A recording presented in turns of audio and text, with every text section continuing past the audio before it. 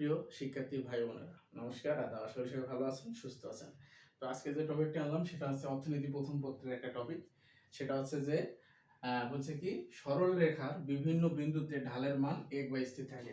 একটি সরল রেখার বিন্দুতে বিভিন্ন ঢালের মান এক এবং স্থির থাকে, মানে এটার কোনো পরিবর্তন হয় না বা এক এবং স্থির থাকে। তো আমরা আগে এই যে তথ্য অনুসারে চিত্রটাকে অঙ্কন করব। চিত্রটা অঙ্কন করার পরে আমরা এটা বিস্তারিত আলোচনা করব। তো মনে করেন আমি একটা চিত্র এখন আঁক করবো, যেগুলোর মান নেব এবং এই মানগুলো দিয়ে আমরা ক্যালকুলেশন করে এটা প্রমাণ করব যে সরল রেখার বিভিন্ন বিন্দুতে ঢালের মান এক এবং স্থির থাকে। তো প্রিয় একাদশ দ্বাদশ শ্রেণীর শিক্ষার্থী ভাই বোনেরা, যাদের অর্থনীতি সাবজেক্ট আছে, তারা যদি আমাদের এই বেসিক অর্থনৈতিক ক্লাসগুলো করেন, তাহলে আপনি অর্থনীতিতে যে সমস্যাগুলো আছে, বেসিক সমস্যাগুলো তো মূলত সেগুলো শেষ হয়ে যাবে। আর যারা যাচ্ছেন যে বেসিক থেকে অ্যাডভান্স এ টু জেড সব জানতে চান, তারা আমাদের যে স্ক্রিনে হোয়াটসঅ্যাপ নাম্বার আছে সেখানে মেসেজ করে বলুন ভর্তি হতে চাই। আমাদের অনলাইন পেড ব্যাচ চালু আছে, সেটাতে আপনি ভর্তি হতে পারবেন এবং ভর্তির বিস্তারিত তথ্য জানতে পারবেন। তো চলুন আমরা এই সমস্যাটা সমাধান করি। এখানে বলতে যে সরল রেখার বিভিন্ন বিন্দুতে ঢালের মান এক বা স্থির থাকে। তো আমরা একটা চিত্র রাখলাম। মনে করেন চিত্রটা হলো এটা,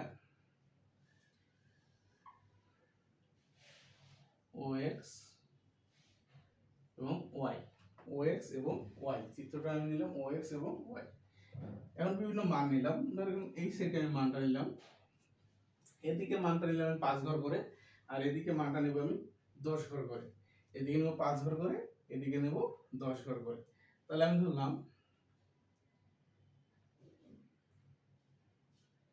এটা ধরলাম 10, 20,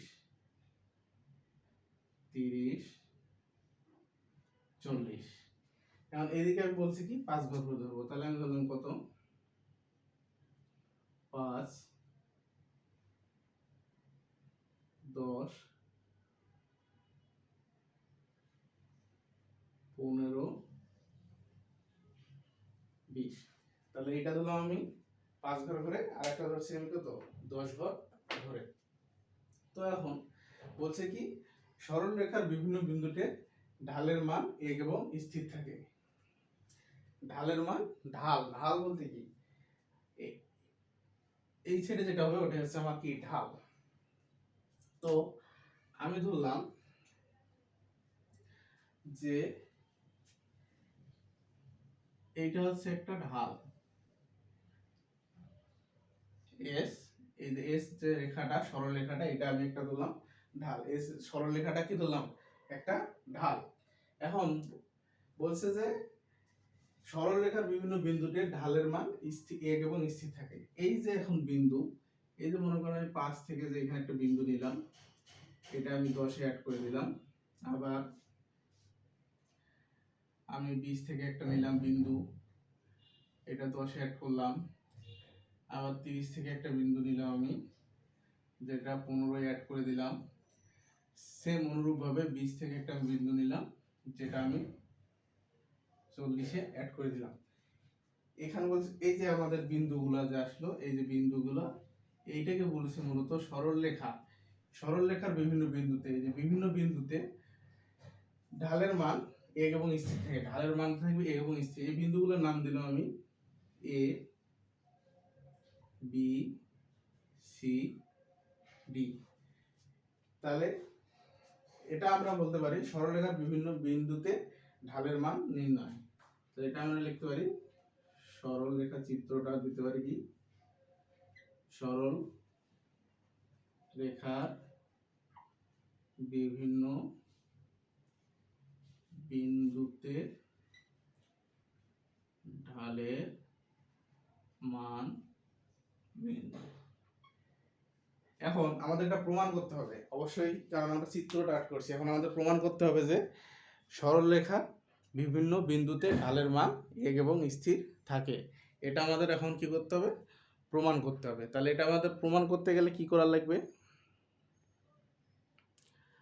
তো চলুন এটা আমরা প্রমাণ করি। এটা প্রমাণ করতে গেলে আমাদের যেটা লাগবে সেটা হচ্ছে যে এখানে কি বলছে চিত্রে, চিত্রে দেখেন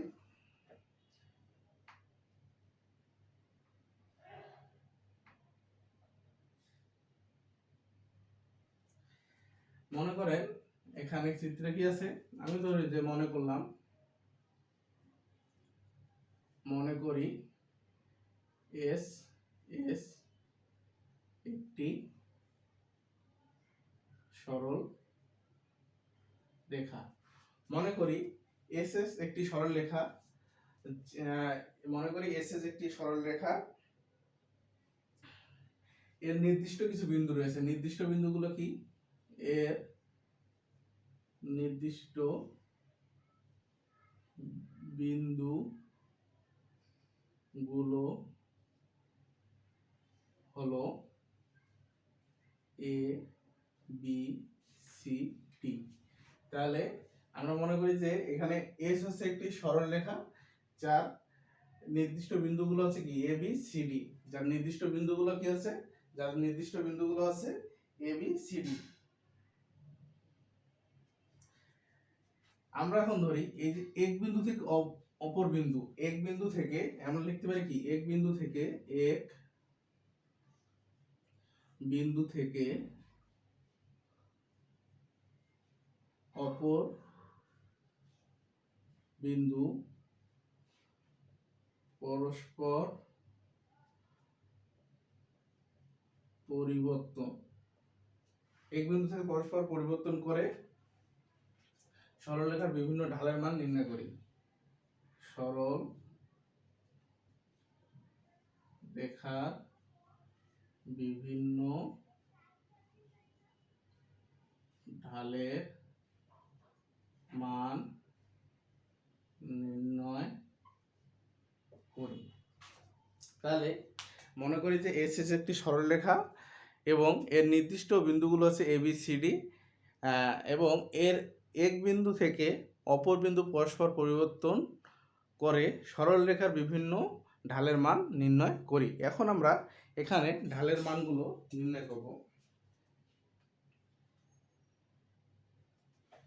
মনে করেন এখানে আমি ধরলাম এ বিন্দুর ঢাল, ধরলাম হচ্ছে এ বিন্দুর ঢাল এ থেকে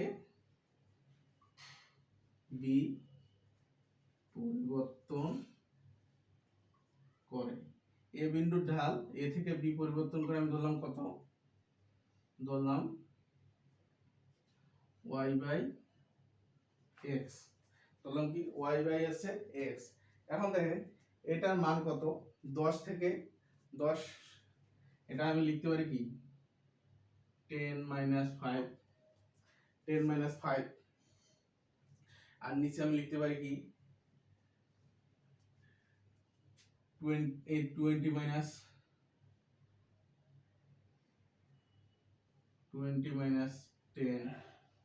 একটা লিখছি 10 - 5, আর একটা লিখলাম কি 10 - 5, 20 - 10, 20 - 10। তাহলে এখানে থাকতেছে কি 5 10। তাহলে এটার মান ধরে কি 5 কে 5, 5 দুগুণী 10, উপরে 1 থাকলো, 5 দুগুণী 10, উপরে থাকলো কি 1। তাহলে এটা আমাদের একটা মান। আবার তদ্রূপ ভাবে আমি যদি লিখি এখানে বি বিন্দুর ঢাল, এটা যদি লিখি আমি এখন বি বিন্দুর ঢাল, তাহলে এটা হচ্ছে কি বি থেকে সি পরিবর্তন করে, এটা তাহলে আমি নিব কি y = x। তাহলে এখানে দেখেন এখানে আমি কি নিতে পারি? এখানে নিতে পারি 10 - 15, আর একটা নিতে পারি কি 30 - 20 নিতে পারি না? এটা নিতে পারি 10 - 15, মানে 15 - 10 বলে দিচ্ছি, 15 - 10, আর একটা আছে 30 - 20। তাহলে দেখেন এখানে তাহলে আমি পাইতেছি কত 5, এখানে আছে 10। তাহলে এখানেও কি মানের পরিবর্তন হয়নি। তাহলে এখানে কি বলছে যে সরলরেখার বিভিন্ন বিন্দুতে ঢালের মান একবার স্থির থাকে। এখন পর্যন্ত আমাদের দুইটা মান স্থির আছে। এখন দেখেন এখন পর্যন্ত আমাদের কি দুইটা মান স্থির রয়েছে। তো প্রিয় শিক্ষার্থী ভাই বোনেরা, এখানে দেখেন আরেকটা ধরি আমি সি ধরি, তাহলে সি বিন্দুর ঢাল, তাহলে সি থেকে কি ডি পর্যন্ত, সি বিন্দুর ঢাল ধরে কি হলো, সি থেকে ডি পর্যন্ত পরিবর্তন করে, সি বিন্দুর ঢাল ডি থেকে পরিবর্তন করলে কি হইব, ওই তো সূত্র একটাই, আমরা এখন এখানে দেখেন তাহলে কি হবো, নিচে হবে 40 মাইনাস 30 আর উপরে হবে হচ্ছে 20 মাইনাস 15, তাহলে এখানে থাকতেছে 5 আর এখানে 10, তাহলে সেম এখানেও থাকতেছে কত 1/2, মানে হাফ থাকতেছে। এখন আরেকটা আছে কি আমাদের ডি, এখন ডি আমরা কোথা থেকে নিব, এটা হচ্ছে কথা, আমাদের তো এইদিকে আর নাই। ডি হচ্ছে আমাদের এ, এই যে এর দিকে, ডি হচ্ছে এ বিন্দুতে দিয়ে যদি করি, তাহলে এখানে আমি লিখতে পারি ডি বিন্দুর ঢাল পরিবর্তন করে, ডি বিন্দুর ঢাল পরিবর্তন করে ডি থেকে এ যদি নেই আমি, তাহলে এখানে থাকতেছে কি, তাহলে এখানে থাকতেছে হচ্ছে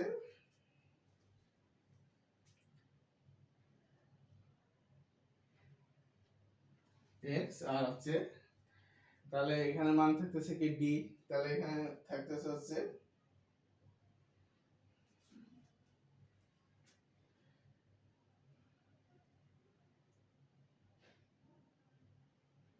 15 মাইনাস 5 আর আছে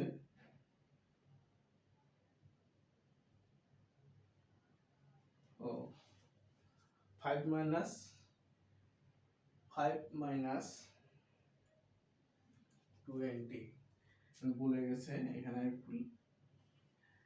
20 না, তাহলে এখানে কি হচ্ছে 5, এর ঘরে আছে 5, তাহলে 5 মাইনাস 20 আর এখানে আছে তাহলে 10 মাইনাস 40, তাহলে মাইনাস 10 মাইনাস 30, এটার মানে হচ্ছে হাফ, মাইনাস 10 এবং মাইনাস 15।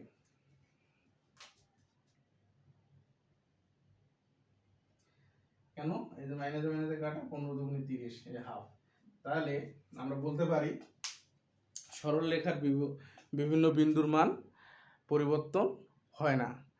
দেখেন প্রত্যেকটা ক্যালকুলেশন করে আমাদের কি হাফ এসেছে, তাহলে আমরা এটুকু বলতে পারি যে সরল রেখার বিভিন্ন বিন্দুতে ঢালের মানের কোনো পরিবর্তন হয় না। তো প্রিয় শিক্ষার্থী ভাই বোনেরা, যারা একটু বুঝতে পারছেন তারা অবশ্যই একটা লাইক কমেন্ট শেয়ার করে দেবেন, আর পেজটি নতুন হয়ে থাকলে পেজটি ফলো করে দেবেন। আরও নতুন নতুন আমাদের ক্লাসের ভিডিও পেতে বেশি বেশি শেয়ার করে দেবেন।